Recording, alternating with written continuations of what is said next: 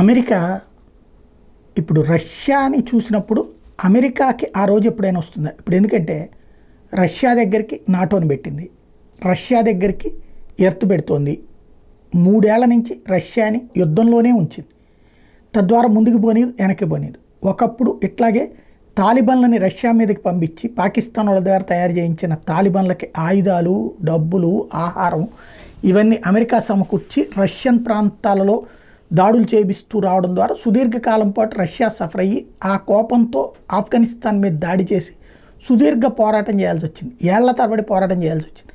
దాని impact Russia USSR కాస్త ముక్కలు చెక్కలైంది.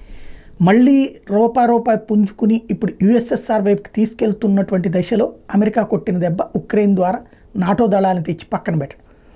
ఇప్పుడు రష్యా అయితే దాన్ని తట్టుకుని నిలబడుతుంది, కానీ ఆర్థికంగా దెబ్బతింటుంది కదా.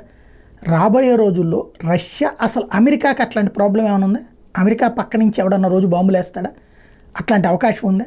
రష్యా ఎప్పుడన్నా అట్లా ప్లాన్ చేసిందా? నాటో ఎట్లయితే తీసుకొచ్చి ఉక్రెయిన్ దగ్గర పెడుతున్నారో అట్లాగా ఏ బ్రిక్స్ను రేపు పొద్దున్న తీసుకెళ్ళి రష్యా అమెరికా దగ్గర పెట్టగలదా? ఆ స్టేజ్కి రాబోయే రోజుల్లో రాజకీయం మారుతుందా? చాలా ప్రమాదకరమైన అడుగు. ప్రస్తుతం అయితే రష్యాకైతే గేమ్లో దెబ్బ కొడుతూ వచ్చింది అమెరికా. అమెరికాని దెబ్బ కొట్టే రోజు రష్యాకు వస్తుందో లేదో చూడాలి.